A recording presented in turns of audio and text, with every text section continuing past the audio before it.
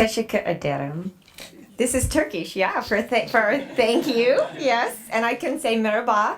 And this is because I have an assistant who is also a dear friend of mine who has lived in this country for some time, but comes originally from Turkey. So I do want to introduce myself. I'm Beth Adamson from the Working Group on Girls at the United Nations. And I'll just ask everyone in this room, how many of you have had an opportunity to attend school? Nod your head if you have attended school or are attending school. That's right. And also nod your head if you're a bit older and if you've had an opportunity to attend secondary school. Again, many of us have, and some of us have even attended university, which is tertiary school. Well, having said that, we at the Working Group on Girls are very aware that girls are in need of human rights policy and help, as well as protection. And it is an important matter which we advocate for.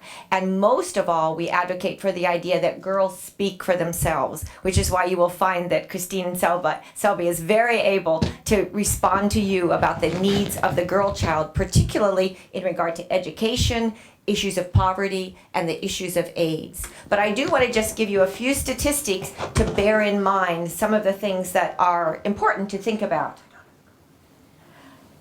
In our world right now, 71% of out-of-school children who would be school age are still girls. In Nigeria, as an example, as of 2009, 42% of girls between the ages of 20 and 24 did not complete primary school. And even today, over 50% of girls 15 to 19 are not in secondary school.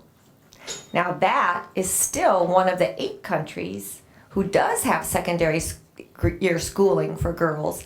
All other sub-Saharan countries do not have secondary education for girls. So be aware that this is still a world in which the plight of girls, as well as all children who are victims of being orphaned or of AIDS, not just in Africa, but across the world, including our own country, because the Appalachian region of the United States struggles with developing needs, even though the US would be seen as a developed country. So we are aware that every part of the world is in need of caring for our children. This I would like to contrast in response to the fact that just 1 extra year of primary school will boost a girl's earning potential by 12 to 15%. An extra year of secondary school, just 1 year of secondary school, will further boost her earning capabilities by 15 to 25%. So that 1 year's investment at each level can boost that child in a great way. And on top of that, in regard to the response to society, a girl who earns more income based on her increased education is likely to give 90% of it back to her family and community. So 90% of that, not just of the increase, but the entire amount she's able to earn is invested back into her family and her community. Girls who are employed and educated are more likely to delay getting married and having children, and thereby help the national economy for a certain period of time in a way it would not have happened. And interestingly enough, it's also found that they are less likely to experience violence in their own lives. And if they do experience any type of violence, to speak up about it rather than submitting to that violence. So there's great reason for us to invest in our children, in particularly those who are subjugated in any way to poverty, because of issues of where they're born, cultural heritage, problems with orphaning or being orphaned due to AIDS, or issues because of their place in life as a girl child.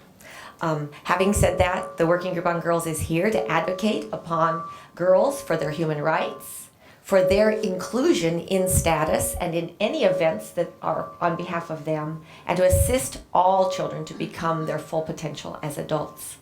And so it is with that that I commend to each of you a particular focus on those who are in need of education, because education is the future, not just, as you hear, for the girl or the boy child itself, but for the community from which they come, the family from which they hail, and the nations whose economies are boosted by the further education of children in need. Thank you very much.